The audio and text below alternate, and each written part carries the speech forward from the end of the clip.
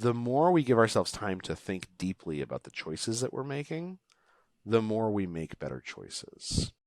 You're watching Young and Profiting Podcast on YouTube. Welcome to the show. I'm your host, Hala Taha, and on Young and Profiting Podcast, we investigate a new topic each week and interview some of the brightest minds in the world. Before we get started, hit the subscribe button and don't forget to click the bell icon to be notified every time we drop a new video. Hey, Charles, welcome to Young and Profiting Podcast. Thanks for having me. I am very excited for this interview. I've actually been trying to get you on the show since I started YAP back in 2018. The Power of Habit was one of my all-time favorite books. It was actually the first book that I read to get me kickstarted on my self-improvement journey. And you were one of the first people that I tried to get on the podcast. Now, 3.5 years later, you're finally here. Thank you so much for taking the time out to speak with us today. Sure. Thanks for having me. So let's start back to your childhood. I know you don't speak about your childhood very often, but from my understanding, you grew up in New Mexico, and I didn't find too much research about what it was like growing up for you. So let's start there. What was your childhood like, and how did you first get into writing? I mean, my childhood was pretty normal. I grew up in Albuquerque, New Mexico, and I got started in writing because I guess when I was in middle school, I didn't know what to do during the summer, and so my mom signed me up for an internship, and the internship that was available was at the Albuquerque Tribune, which is a newspaper that doesn't exist anymore. And so I went there and spent the summer working on the sports desk, and I didn't know anything about sports, but I just found I really enjoyed writing, so it was fun. That's awesome. And, you know, I know it's going to be the 10-year anniversary of The Power of Habit in 2022. So I thought we could really just spend time on that book specifically and dive super deep. That's what we do at YAP. And let's start with the genesis of the book. From my understanding, you were a journalist in Iraq. And that's where you first had the idea to study habits. So talk to us about that experience and how that kind of kicked you off on this journey to really understand the power of habit. Yeah, so I was after I went to I got an MBA at Harvard Business School, and I decided to become a journalist midway through Harvard Business School. And so I went to the LA Times, and at the LA Times they sent me to Iraq to cover the war. And when I got there, I was trying to figure out what to write about. And part of being a journalist in Iraq is that you tend to get embedded with the military, and so they sent me down to this town named Kufa, which is about an hour south of Baghdad, in order to embed with the army that was there. And I got there, and there was this army major who was really, really interesting. I started talking to. He was a really smart guy, and I asked him, why are you here? What's going on? Can you sort of help me get oriented? And he said, well, I was sent here really to stop the riots from happening. And they had been having, all throughout Iraq at this point, they had been having a lot of riots that were killing people. And so the army major arrived in Kufa, and he met with the mayor, and he asked the mayor, he had a whole list of requests, like, can you stop the gun runners? Can you stop the suicide bombers? And the mayor was like, look, man, if I could do any of that, I would have already done it. Like, I can't do any of that stuff. And so the last thing on the mayor's list was, can you remove the food vendors from the plazas? And the mayor was like, okay, that one I can do. I can get rid of all the kebab sellers that are in the plazas. And so about a week later, a bunch of people arrive into Kufa, and in Kufa, there's a mosque named the Grand Mosque of Kufa, which is a very important site in Shia Islam, and so there's a lot of pilgrims who show up to worship there, and this had been the site of some previous riots because there were so many people. And so the way that a riot normally develops is that there will be a bunch of troublemakers who show up, and then spectators will come to watch the troublemakers. And it usually takes 6 or 7 hours for a riot to really develop. And more people will come to watch the people who came to watch the troublemakers, and the crowd will get larger and larger until finally it's large enough that someone throws a bottle and a riot breaks out. And so a couple of weeks after the major arrives, there's some troublemakers who show up near the Grand Mosque of Kufa in the plaza that's out in front of the mosque, and then some spectators show up, and then more spectators. Time keeps going by, and finally at about 5 or 5:30 in the evening, the crowd has gotten large enough that it's at the conditions where a riot is likely to happen. And as the major's telling me this story, he has drone footage, and he's showing me the drone footage from overhead. And he says, now watch the people at the periphery of the crowd. And the people who are at the very periphery of this large crowd around the Grand Mosque, they start like looking over their shoulders. And he says, look at them. What they're doing is it's 5:30, it's dinner time. They're looking for the kebab sellers who are normally in the plaza. But of course, we had removed the kebab sellers. All the food vendors had been removed. So these people at the periphery of the crowd, they kind of just wander off, assumably to walk home and have dinner. And then there's another ring of people who see these people wandering away and I guess think to themselves, oh, there must be a better riot going on somewhere else. I'm going to follow them and see where they're going.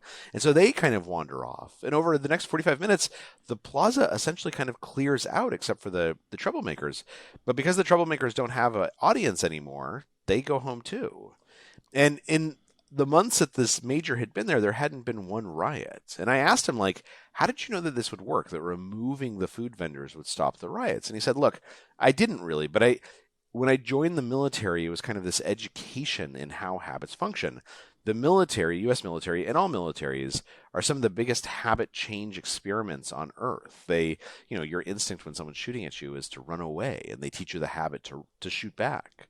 And he said once the military had taught him to see the world in terms of habits, it really changed how he saw everything.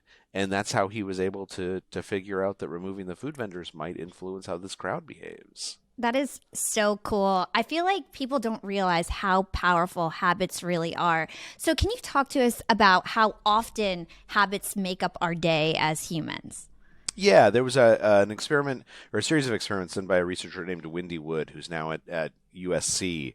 And what she found is that about 40 to 45% of what we do every day is a habit. Wow. So about half of your behaviors each day are habitual. And a habit is a decision that we made at some point, but we stop making the decision and continue acting on it, right? So at some point, you decided to have, an unhealthy sandwich for lunch rather than a healthy salad. And now when you walk into the cafeteria, you get that same sandwich, but it's not as if you're really making that choice, right? It just happens automatically. It happens on like autopilot. That's because the habit has taken over. So let's break down the anatomy of the brain, because I think it's really great context for my listeners. I know that you describe it as an onion, where the outer layers are more complex. That's where your more complex thinking happens. That's the most recent structures of your brain. And the inner parts are more primitive and automatic. So can you explain all of this to us so that we can understand really how our brain functions and where habits live in the brain? Yeah. So one of the oldest structures in our brain is named the basal ganglia. And every animal on Earth has a basal ganglia. The basal ganglia, it's kind of almost at the center of the brain, near the brain stem, where your spinal column meets your brain. And the basal ganglia basically exists to create habits. And the reason why the basal ganglia exists and why every animal has one is because without this ability to create habits, we would never have evolved, right? The capacity to take a behavior and make it automatic is essential for the development of higher thought. So if when you walked down a path, you saw a rock and an apple, and you had to think really hard to decide which one to put in your mouth, well, then you would spend your entire day trying to evaluate rocks and apples. But because it becomes a habit, the red one is the one that I can stick in my mouth, the gray one is the one that I should kick to the side. That's how you can get the free space within your brain to think up fire and building homes and then aircraft carriers and video games, right? This ability to take behaviors and make them automatic, make them into habits, that is how every species excels. And so it's a really important and really valuable skill. And it's amazing that humans can take the most complex behaviors and make them habitual. But it also means that because we essentially stop thinking in the middle of a habit, that unless we're deliberate about which habits we let into our lives, that things might go astray. Yeah, totally. So let's take another context question. Let's talk about the difference between memory and a habit, because I know they're different, but a lot of people think that they're the same. Can you explain that to us and why that's different? Yeah, so a memory is an event that you remember, and a habit is an automatic behavior, right? So they're not really very similar at all. And I think people know that when they remember something, it feels very different from when they automatically do something. Okay. Well, Thank you for breaking that down.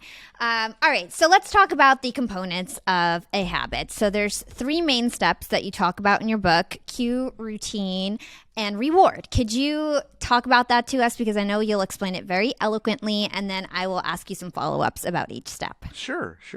So as you mentioned, we tend to think of a habit as one thing, right?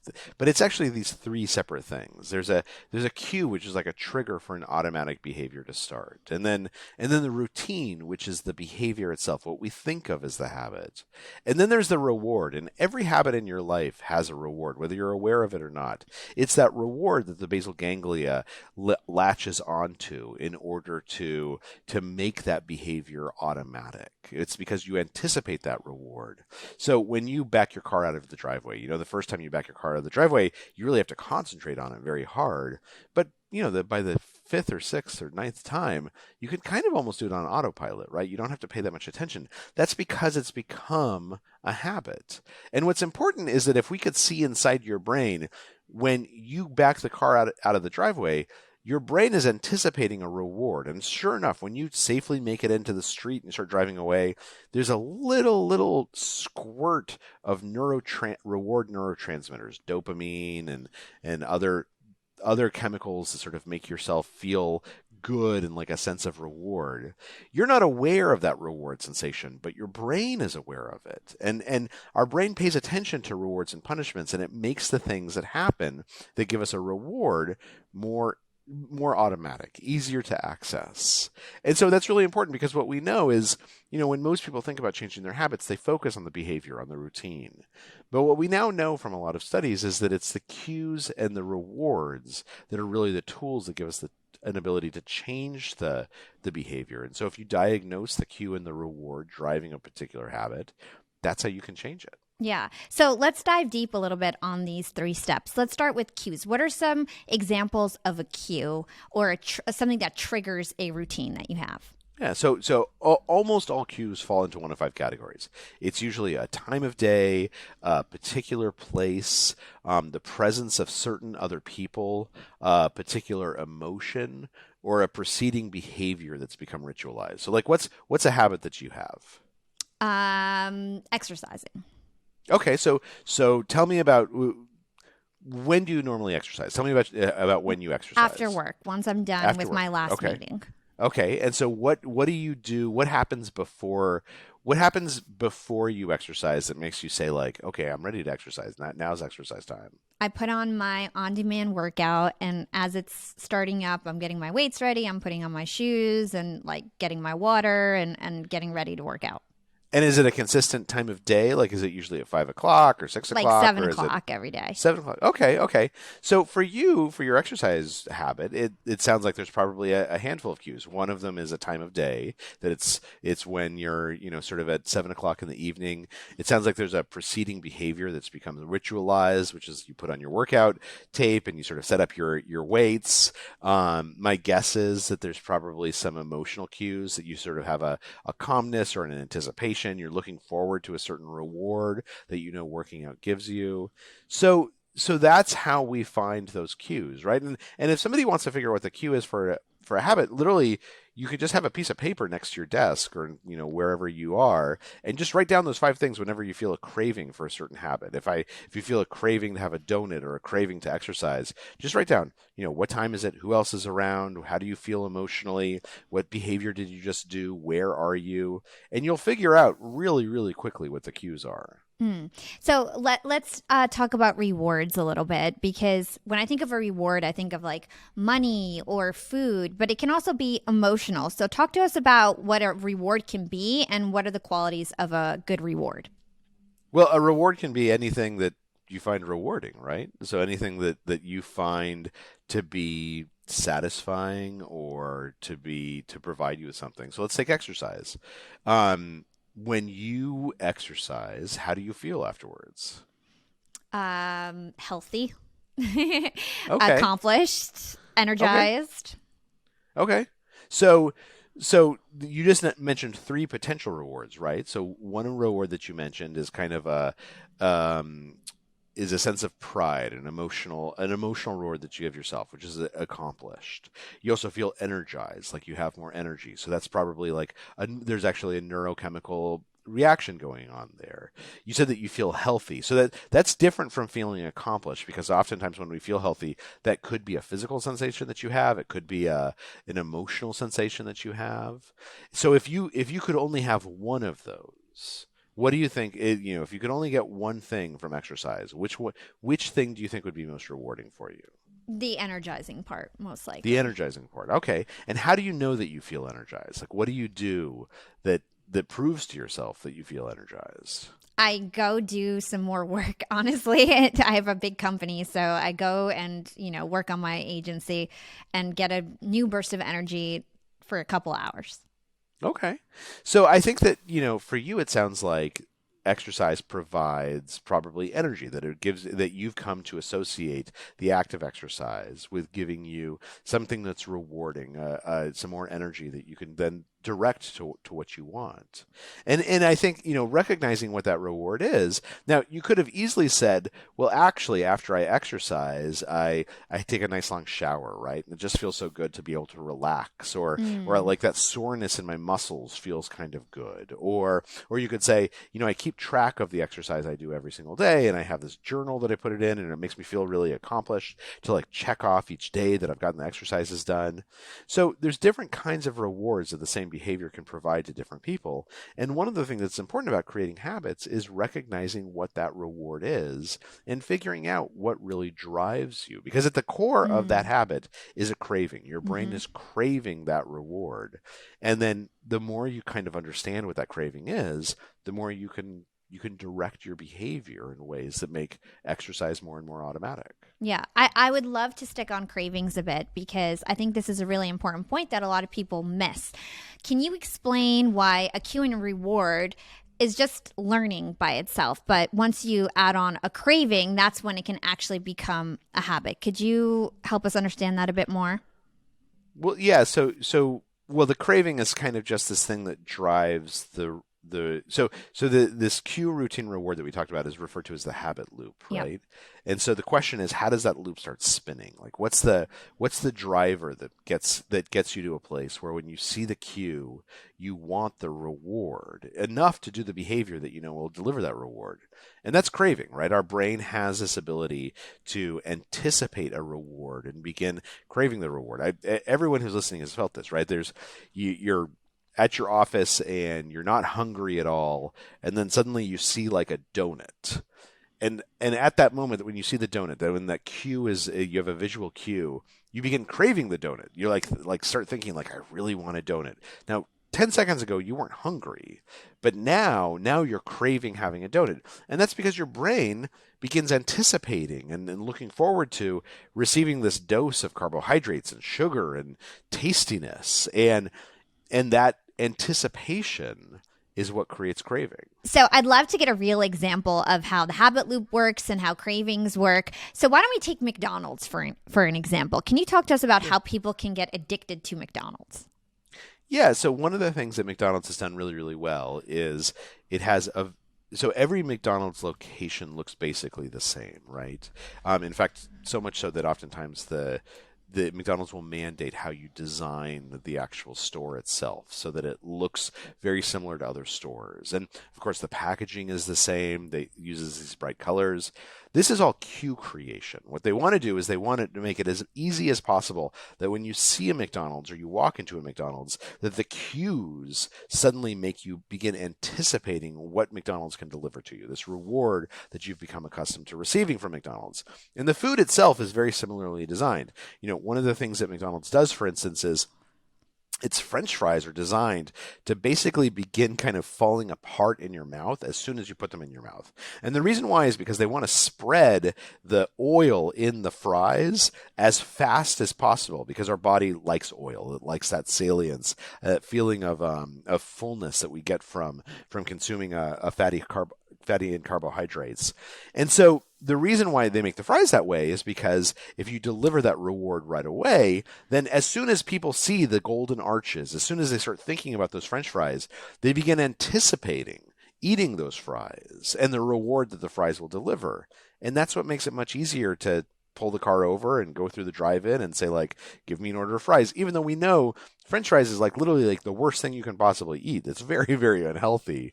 But they're able to use cues and rewards to make it almost automatic for us to want them. Yeah, and then how fragile are these habits? So if the McDonald's that you go to in town shuts down, are you going to go drive to the next McDonald's to get your meal? Well, so one of the things that's interesting is that when cues are disrupted, very often people's behavior will change very easily, right? So the pandemic's a great example of this. If people think about the habits that they had during their workday, there might have been some unhealthy habits that they were trying to change, right? That they tried to drink less coffee. They tried not to have that donut from the break room. They tried to get themselves to spend less time on social media. And at work, it was really hard to do that, right? Because all these cues were around us that we had become habituated to. We had all these habits in place. And then suddenly we stopped going to work. We're working from home now.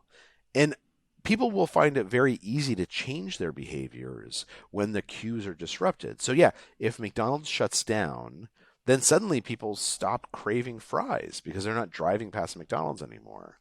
So habits have this real hold on our brains and our behavior, but they're also very flimsy that when the cues and the rewards are destabilized, it can often be very easy to break a habit that otherwise felt very, very hard to change. Yeah. And I want to go into how to change a habit, but I do want to dive into some more examples here. Let's talk about supermarkets, because supermarkets also play tricks on our psychology and get us to do some cool habits. Can you explain that to us as well? Sure. So one of the things that supermarkets do is that they try and they do two things in particular. They try and take the types of foods that they know will trigger a craving and put them in places where they're very easy to see.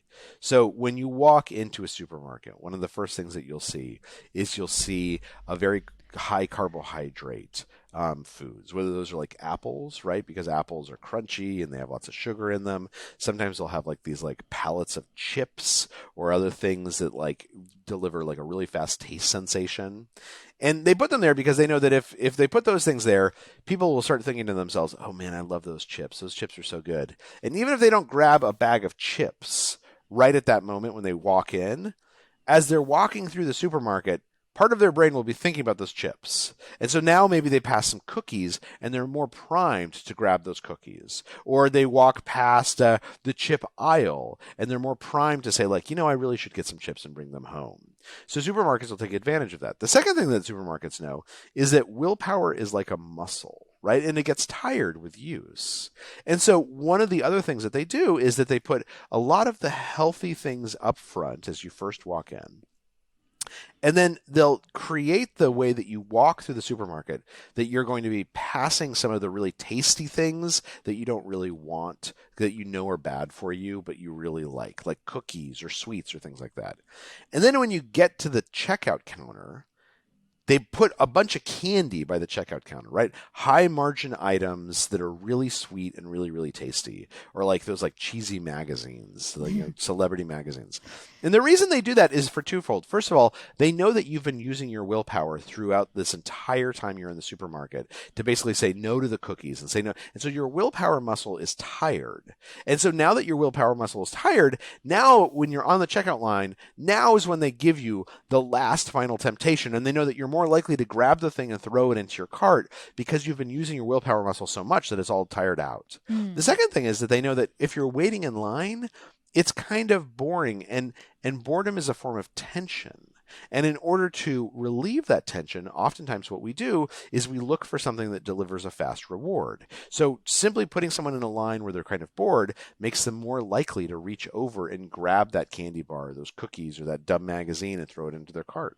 I feel like people don't really realize how much these companies and marketing departments and how much money people are putting into creating these habits for consumers, and that this is actually things that people research and spend a lot of time on. So I'd love to bring it to the future, because what comes to mind is all these social media platforms and Netflix and all these things that we're addicted to. Can you talk to us about how these kind of platforms form a habit loop today?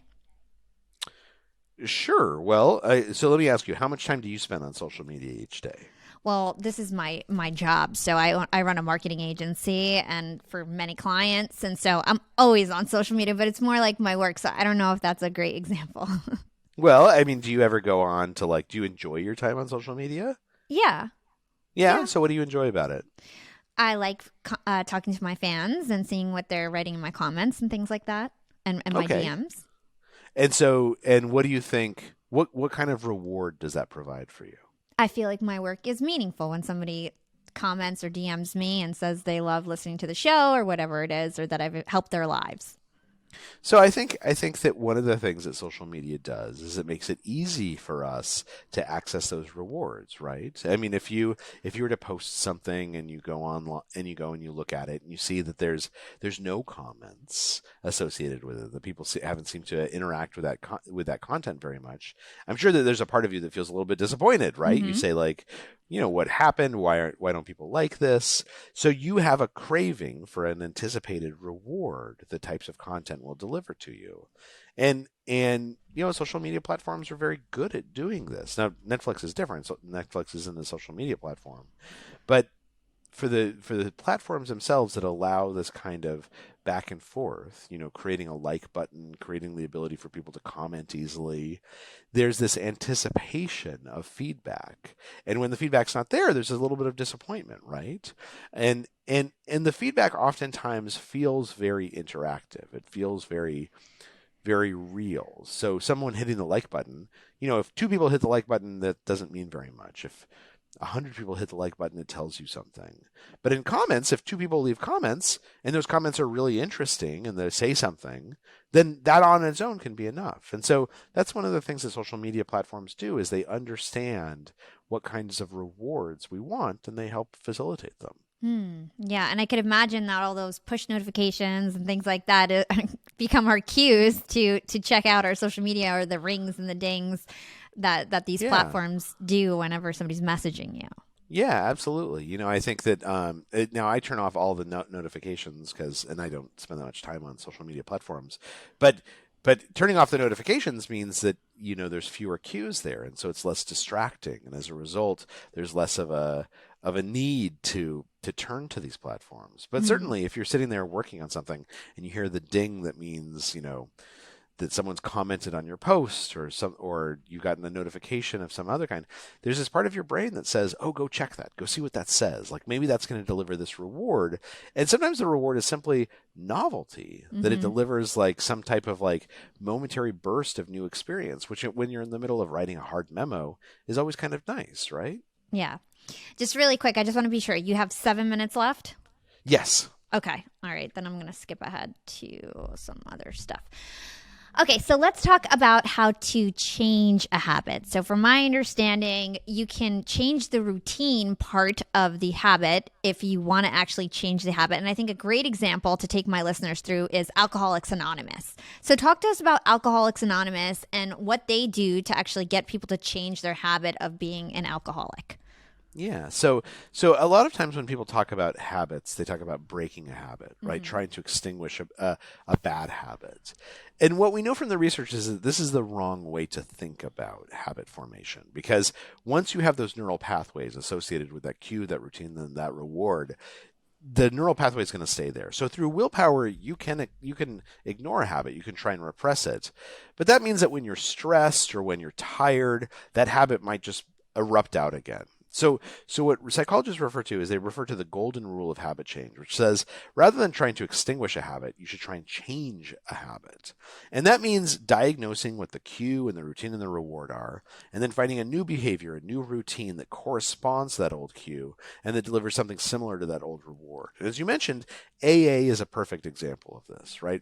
So for many people who have drinking problems, they have a sort of a habit dysfunction, which is, they come home from work and they've had a long day. That's their cue, is that now they're ready to relax. And so they grab a beer or a glass of wine, maybe 2 or 3 or 4, more than they would like.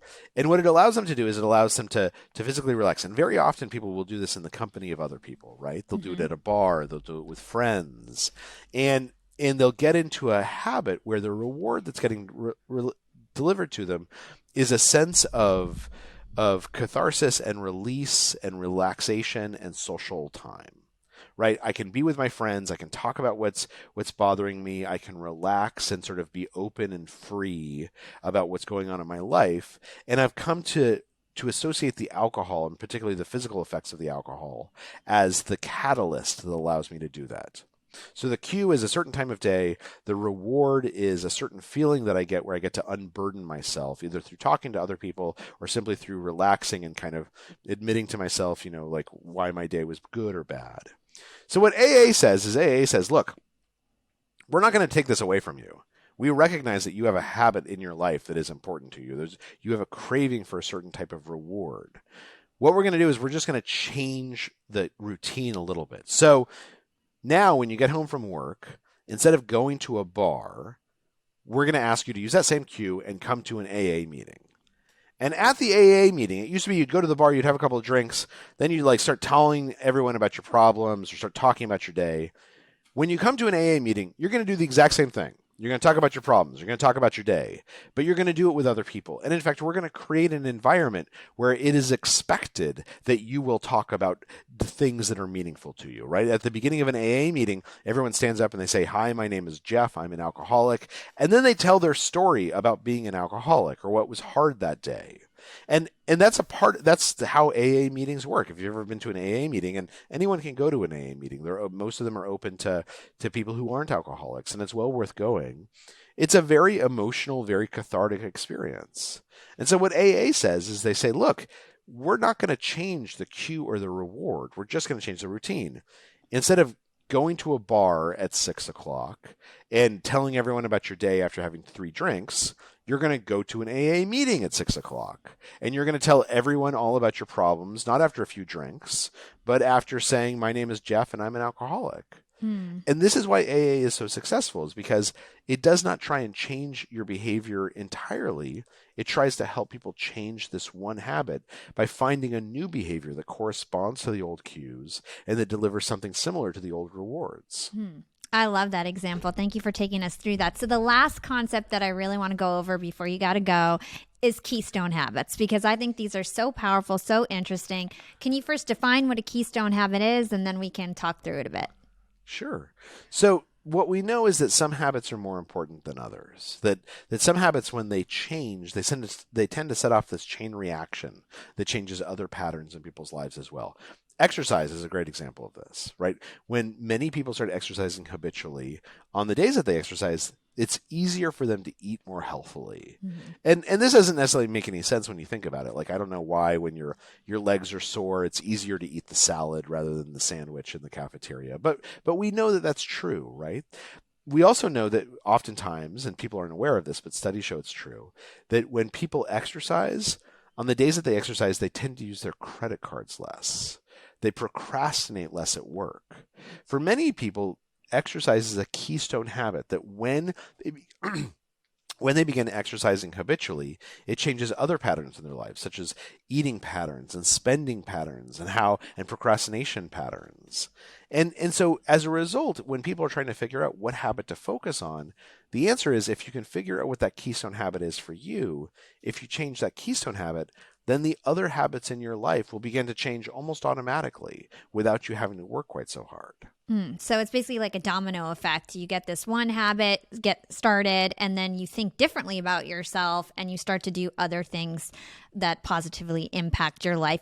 So the other thing that I just want to stress to my listeners is that if you were like an athlete in school growing up, if you were an athlete your whole life, then exercise is not going to be a keystone habit. So how do people actually find out what keystone habit they should do? Like, what are the signs that it's a good keystone habit for you?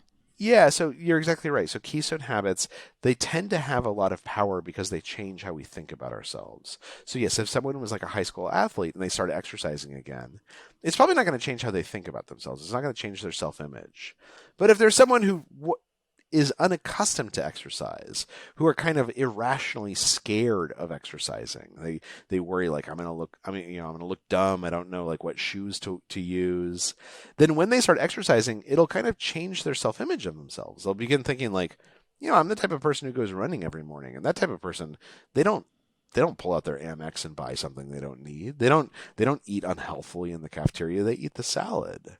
And so when people are trying to figure out the Keystone Habits in their own lives, one of the things that they ought to do is they ought to look for these kinds of change that seem irrationally scary. Right? The type of thing that, like, it seems like it should be easy for me to change this thing, to start doing this activity, to stop doing that activity.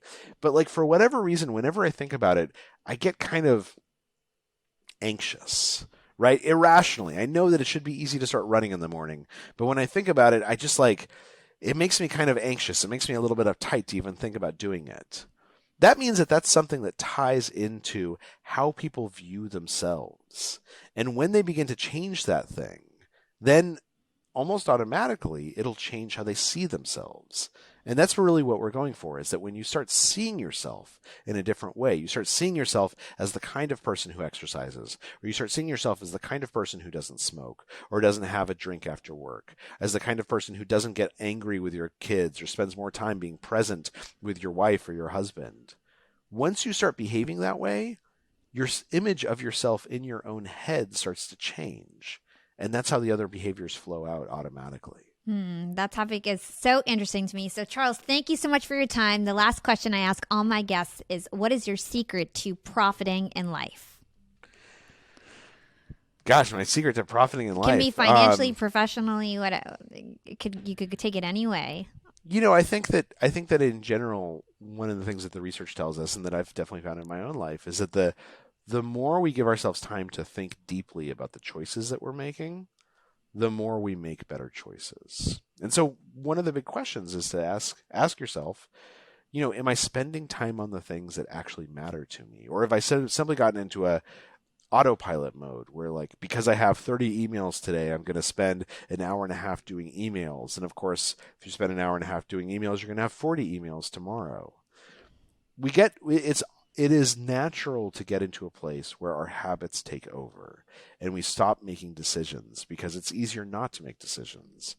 But the most successful people are the ones who force themselves to make choices every single day. Because, of course, the most important choices you can make is, what am I going to spend my time on and what am I going to say no to? And it really pays off. I love that. Those are some great productivity tips. And I'd love to talk to you about your other book, Smarter, Faster, Better, one day, Charles. Thank you so much for your time. Thank you. And where can our listeners go to learn more about you and everything that you do? You can look me up online at Charles Duhigg or charlesduhigg.com, or I'm on Twitter at cduhigg, or really anyway. And anyone who emails me, I can promise you that I will actually read the email and respond to you. Amazing. Thank you so much, Charles, for your time. Thank you. Take care. Thanks for listening to Young and Profiting Podcast. If you enjoyed the show, please write us a review or comment on your favorite platform. Nothing makes us happier than reading your reviews. We'd love to hear what you think about the show. And don't forget to share this podcast with your friends, family, and on social media. I always repost, reshare, and support those who support us. You can find me on Instagram at YAP with Hala or LinkedIn. Just search for my name. It's Hala Taha. Big thanks to the YAP team as always. This is Hala signing off.